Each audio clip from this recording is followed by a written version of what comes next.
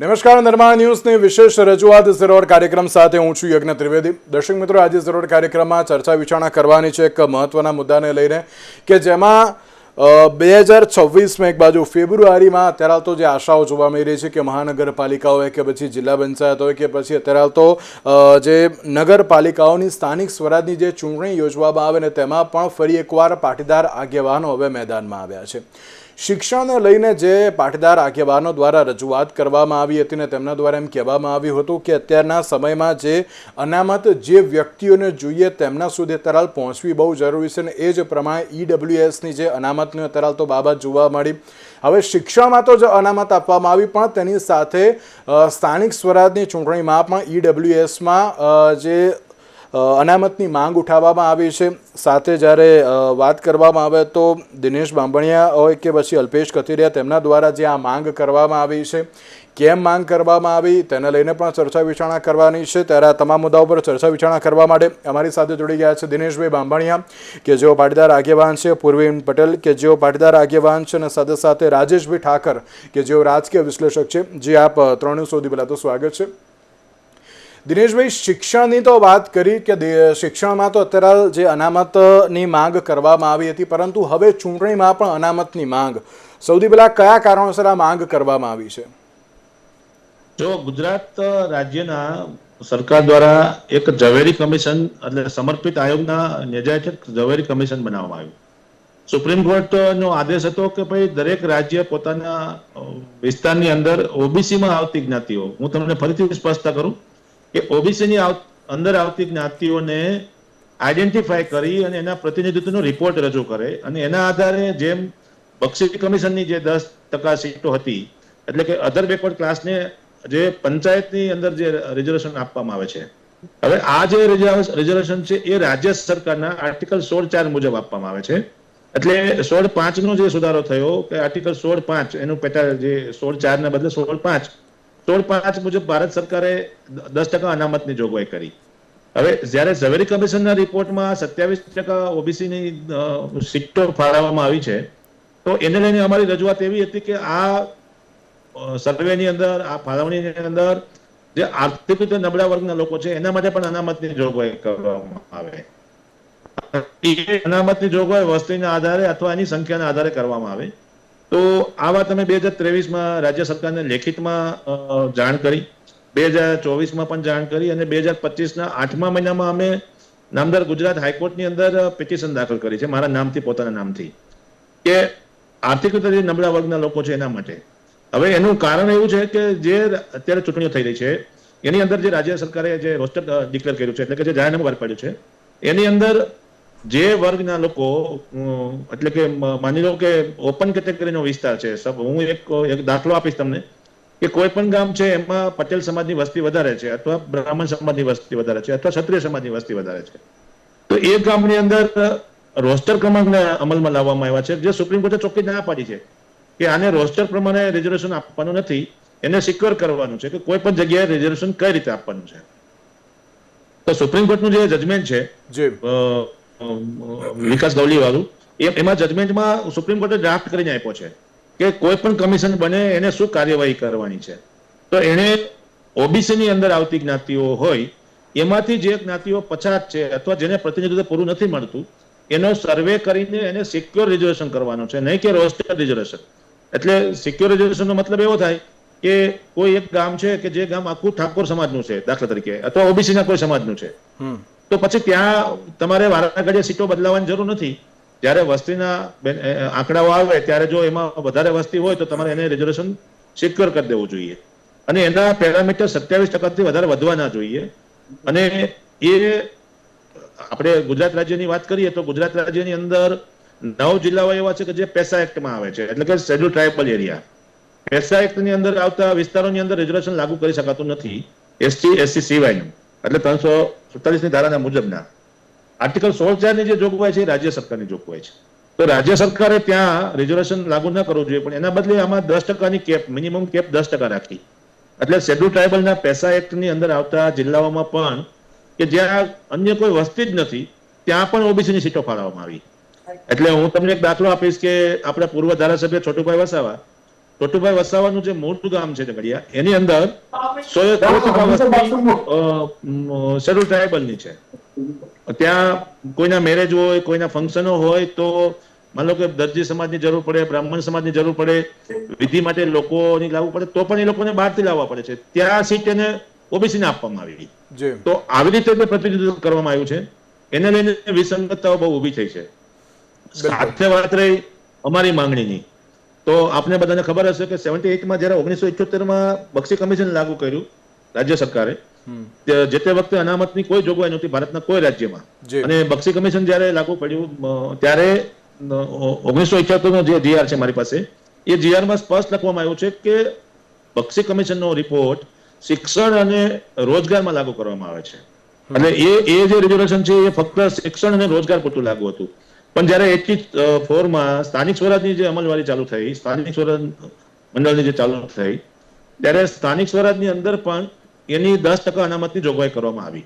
એટલે અમે 2019ના જયારે જાન્યુઆરી મહિનામાં 14 જાન્યુઆરીએ ઈડબ્લ્યુએસ લાગુ કર્યું, એટલે રાજ્ય સરકારોને સત્તામાં તમે એની રીતે પણ અનામત આપી શકે છે. અને કેન્દ્ર સરકારના નિયમ મુજબ કેન્દ્ર સરકાર 10%ની જોગવાઈ કરી છે, જે 341માં કરી છે. તો આ બાબતમાં અમે સરકાર પાસે માંગણી કરી રહ્યા છીએ કે જેમ તમે ઓબીસી ને કોટા આપ્યો છે, એવી રીતે આર્થિક નબળા કોટા ડિક્લેર કરવામાં આવે કે જેમાં એ લોકો ચૂંટણી લડી શકે.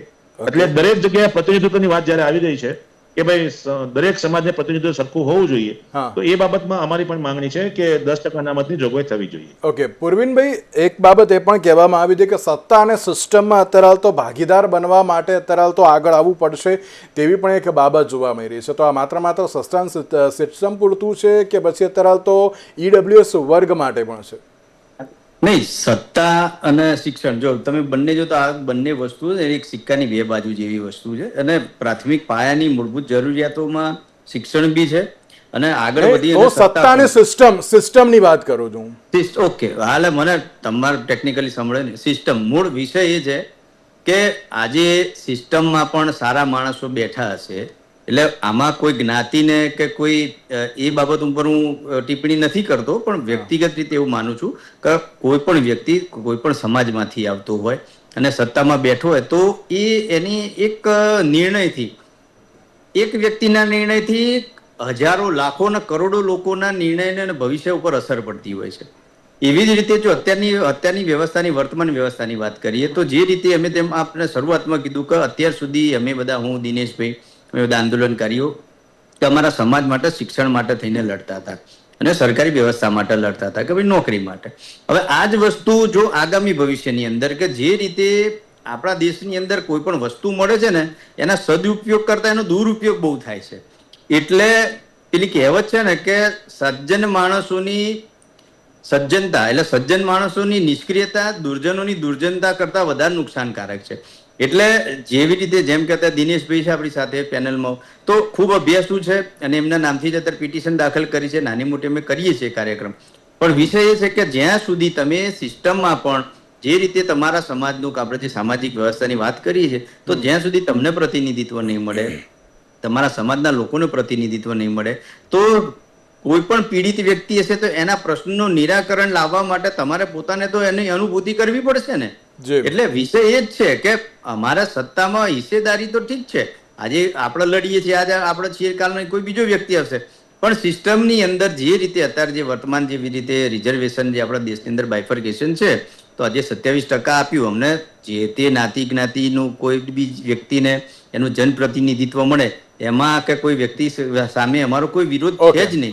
વિષય એટલો છે કે અમને પણ જો તમે જો ભારત સરકાર જે રીતે ઝવેરી કમિશનનો રિપોર્ટ હતો અને એને સરકારે, રાજ્ય સરકારના હાથની વસ્તુ છે, તો જે રીતે આંખ આગળ આડા કાન કરી અને જે રીતે એનું જે આંધળું કે અંધાધૂન અનુકરણ કર્યું એના લીધે ઘણા લોકો અત્યારે પીસાઈ રહ્યા છે.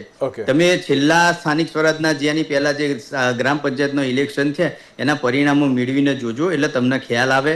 આજે કોઈ એક વ્યક્તિ, કોઈ એક ગામમાં માત્ર એક પરિવાર હોય અને કોઈ સરપંચ બને, અમને એનો વાંધો નથી, પણ એના સિવાય જ્યાં બીજી જગ્યાએ જેનું જનપ્રતિનિધિ જેનું વધારે છે અને જેની જનસંખ્યા વધારે છે તો એવા વ્યક્તિઓને જનપ્રતિનિધિત્વ નથી મળતું. Okay. એટલે જો કહીશું કે જ્યાં સુધી આપણે મકાન બનાવવું હોય ને તો પાયો મજબૂત કરવો જી. પડશે. તો પાયો જ આપણો મજબૂત નહીં હોય તો ઇમારત કે રીતે એની બુનિયાદ ઢાંચો મજબૂત બનશે. એટલે આ રીતની વાત છે. રાજેશભાઈ, જે શિક્ષણ માટે તો માંગ કરવામાં આવી હતી ત્યારે હવે ચૂંટણીમાં પણ અનામતની માંગ કરવામાં આવી છે, આપ કઈ રીતે જોઈ રહ્યા છો તેને? પણ જો સૌથી પહેલા તો રિઝર્વેશનની માંગણી કરવાની સ્થિતિ કેમ ઊભી થાય છે એ પરિપ્રેક્ષમાં તમારે જવું પડે. અત્યારે જે 27% ઓબીસી અનામત લાગુ પડી અને એના કારણે એક ઉદાહરણ આપું. અત્યારે હું ઘાટલોડિયામાંથી બોલું છું. ઘાટલોડિયાની અંદર મેક્સિમમ જે વસ્તી છે એ પાટીદારોની વસ્તી છે અને પાટીદાર સિવાય બીજો સવર્ણ સમાજની વસ્તી છે. અમદાવાદની અંદર જ લગભગ 19 સીટો જે છે એ જે જનરલ હતી, સામાન્ય હતી, એ ઓબીસી કોટામાં જતી રહી. એટલે થાય એવું કે મતદાર જે છે એ બહુમતીમાં એક સમાજનો હોય અને એનું પ્રતિનિધિ જે છે બીજા સમાજનો થાય. એટલે જાતિના આધારે એવું લાગે પેલા સમાજને કે આ હક અહીંયાથી છીનવાય છે. બીજી વસ્તુ એ છે કે રિઝર્વેશન તમે જાતિના આધાર ઉપર પણ આપ્યું હતું કે શેના માટે આપ્યું હતું કે એ જાતિઓ જે છે એ મુખ્ય ધારાથી પાછળ રહી ગઈ હતી. એ જે સામાજિક આપણા પરિસ્થિતિ હતી આઝાદી પછીની, એ પરિસ્થિતિની અંદર કેટલોક વર્ગ એવો હતો કે એ વર્ગને સંપન્ન કરવા માટે કે એ વર્ગને સક્ષમ કરવા માટે રિઝર્વેશનની જરૂરિયાત હતી. તો જાતિગત આધારે જ્યારે માણસ સક્ષમ નથી તમે રિઝર્વેશન આપો છો તો આર્થિક આધાર ઉપર માણસ ગરીબ છે એટલે એની સક્ષમતા સાબિત કરવાના અધિકાર એને ના મળે એવું ના હોવું જોઈએ.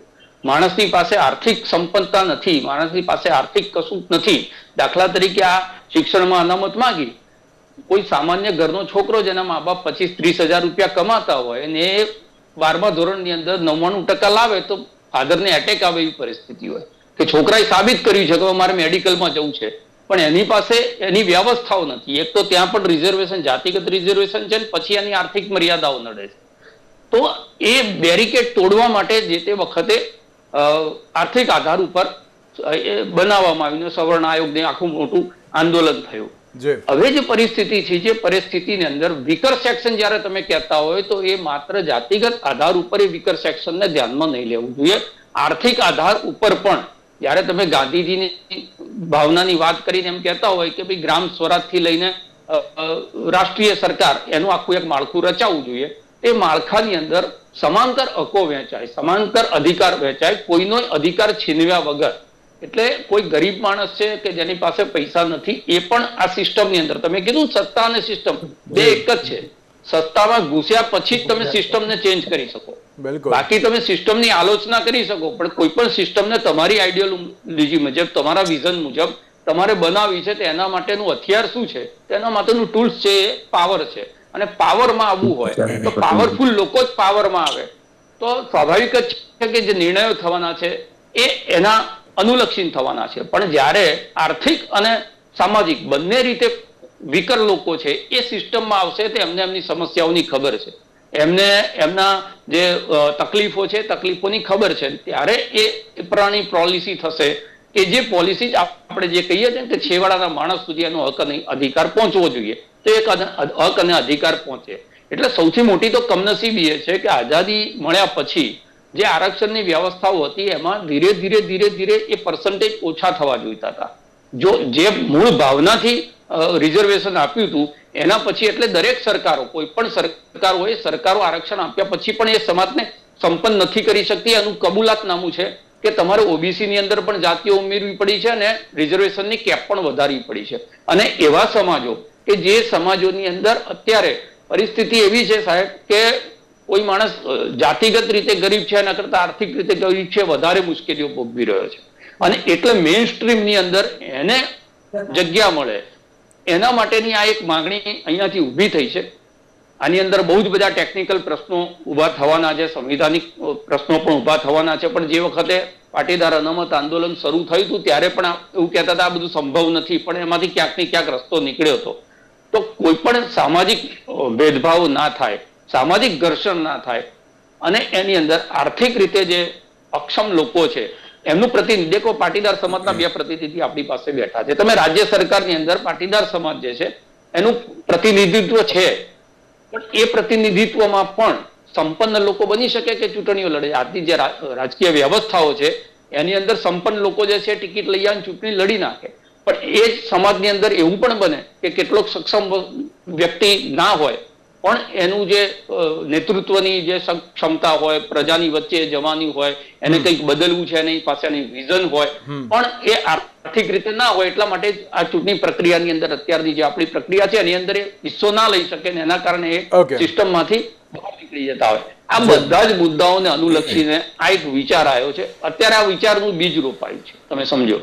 હવે એ બીજ જે છે એ ધીરે ધીરે લોકો સુધી પહોંચે. એની અંદર જેમ આજે તમે ચર્ચા શરૂ કરી છે, ચર્ચા થાય પોઝિટિવ, નેગેટિવ, એટલે સમુદ્ર મંથન જેવું છે. એમાંથી ક્યાંકથી કોઈક અમૃત એવું નીકળે કે જે ભવિષ્યની અંદર આપણી આ જે સિસ્ટમ છે, સિસ્ટમની અંદર ગરીબ લોકો, જે લોકોની પાસે આર્થિક રીતે સંપન્નતા નથી, એવા લોકો પણ એના હિસ્સેદાર બને અને હિસ્સેદાર બનીને એવા પોતાના વર્ગ માટે, જો ભાવના એની છે, અનામત લઈને જે લોકોએ રિઝર્વેશનમાં થઈને જે નેતા બની જાય છે, એ નેતા બન્યા પછી એમના સમાજની સામે એમણે જોયું હોત તો આજે એમના સમાજને રિઝર્વેશનની જરૂર ના પડી હોત. એટલે અપેક્ષા એવી રાખીએ કે જે વ્યવસ્થાઓથી તમે સત્તાની અંદર જાઓ છો એ પાછું તમે તમારા સમાજને ઋણ ચૂકવીને પાછું આપો. તમારો સમાજ એટલો સંપન્ન થાય કે એને પછી આ બધી ટેકણ લાકડીઓની જરૂર ના પડે. આ મૂળ ઉદ્દેશ હોવો જોઈએ. બિલકુલ બિલકુલ સાચી વાત છે. દિનેશભાઈ, આ પહેલા કોઈ રજૂઆત કરવામાં આવી હતી આ મુદ્દા ઉપર?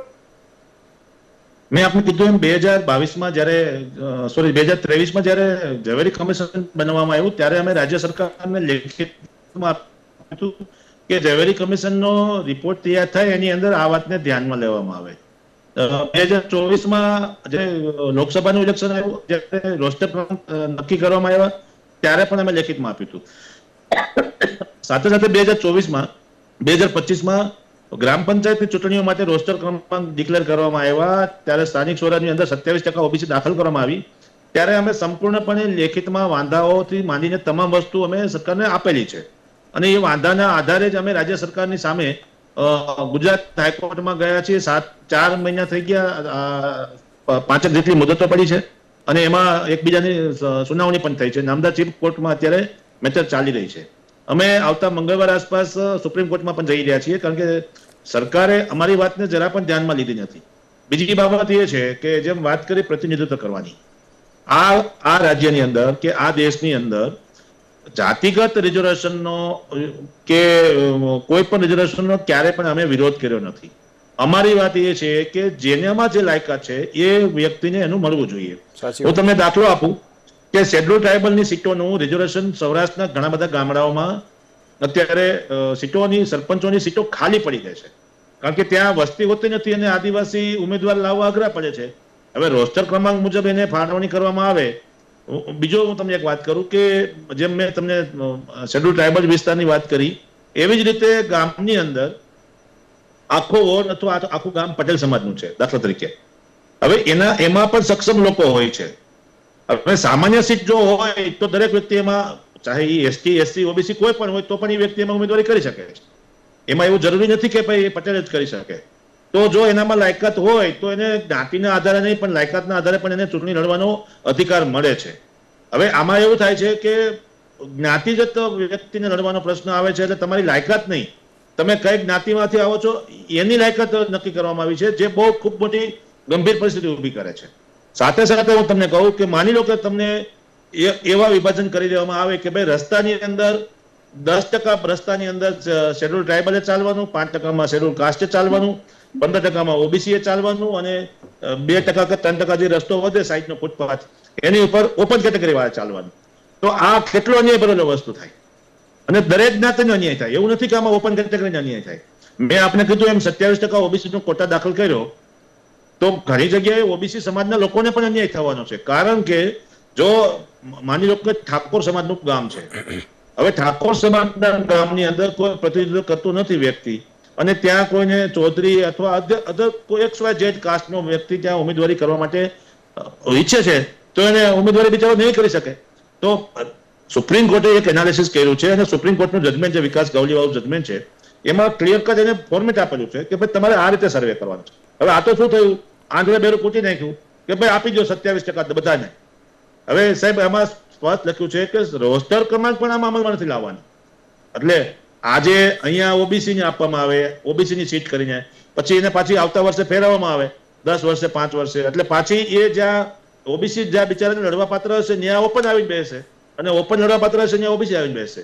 જો ખરેખર પ્રતિનિધિત્વની વાત હોય તો સુપ્રીમ કોર્ટે કીધું છે કે ભાઈ 27% રિઝર્વેશન એના ગામમાં આરક્ષિત કરવું. એટલે આરક્ષિતનો મતલબ એવો થાય કે સિક્યોર કરી દેવું, સિક્યોર રિઝર્વેશન કરી દેવું કે જેના લીધે એ સમાજને ક્યારેય પણ ભવિષ્યમાં અન્યાય ના થાય. જી. તો એના બદલે પણ દિનેશભાઈ એક બાબત આમાં એ પણ જોવા મળી રહી છે કે જે અનામતનો જે ઉલ્લેખ કરવામાં આવ્યો છે 25% ઓબીસી 27% ઓબીસી અનામત, તેને લઈને પણ એમ કહેવામાં આવ્યું છે કે આગામી સમયમાં તેનાથી પણ ક્યાંક નુકસાન થાય એની પહેલા આ પ્રકારની ચૂંટણીની અનામતની માંગ કરવામાં આવી છે. મેં આપને કીધું કે ઓબીસી સમાજને, તમામ ઓબીસી સમાજના લોકોને થોડો ફાયદો મળી રહ્યો છે. બિલકુલ બિલકુલ, એટલે અમુક જ વર્ગને મળી રહ્યો છે એટલા માટે જે રાજ્યની અંદર, જો હું તમને કહું ઝવેરી કમિશને શું કામગીરી કરવાની હતી, એને એ કામગીરી કરવાની હતી કે ઓબીસી ની અંદર આવતી જ્ઞાતિઓ, એની અંદરની કઈ જ્ઞાતિઓ પછાત છે, પછાત જ્ઞાતિઓ નહીં, ઓબીસી ની અંદર આવતી જ્ઞાતિઓ એવું તમે રિસર્ચ કરીને આપો કે જે જ્ઞાતિઓને પંચાયતી રાજ, તાલુકા પંચાયત અને જિલ્લા પંચાયત દરેક જગ્યાએ એનું પ્રતિનિધિત્વ ઓછું છે. એટલે હું તમને એક વાત કરું કે દાખલા તરીકે ઓબીસી જ્ઞાતિ, ઓબીસી ની અંદર 156 જ્ઞાતિઓ છે, 146 મુખ્ય જ્ઞાતિઓ છે. હવે કોઈ એવી જ્ઞાતિઓ છે કે જેને આખા રાજ્યમાં પ્રતિનિધિત્વ મળતું નથી. દાખલા તરીકે પ્રજાપતિ જ્ઞાતિ, પ્રજાપતિના અમુક બ્લોક હોય, ચૌધરી સમાજના અમુક બ્લોક હોય, માની લો કે ઠાકોર સમાજ છે તો દરેક જગ્યાએ હોય, તો એ લોકોને પ્રતિનિધિત્વ નથી મળતું રાજ્યના વિસ્તાર વાઇઝ, તો એને સિક્યોર 27% કરી દેવું. હવે જે લોકો ઓલરેડી પ્રતિનિધિત્વ મેળવે જ છે એને એમાં ભાગ આપવાનો નથી, ભલે ઓબીસી ની અંદર આવતા હોય તો પણ હવે તો અહીંયા શું થયું કે કમિશનનો રિપોર્ટ પબ્લિશ ના કર્યો, તાત્કાલિક હળવાવટીમાં સામે વિપક્ષો માંગણી કરી રહ્યા હતા, રાજ્ય સરકાર નક્કી કરી નાખ્યું ભાઈ 27 આપી દો, જેના હાથમાં આવું એના આવે. જેમ અત્યારે 10,000 કરોડના બજેટમાં થયું કે ભાઈ બધાને આપો. હવે ઘણા બધા વિસ્તારો એવા છે કે નુકસાન થયું જ નથી. હું મારી પોતાની વાત કરું, મારે બીજાની વાત નથી કરી, મારી પોતાની વાત કરું કે મારે ખેતીવાડીમાં મગફળી એ માંડીને જે ઉપજ આવી છે મારે ઘરે આવી ગઈ છે, મારે 1 રૂપિયાનું પણ નુકસાન નથી થયું.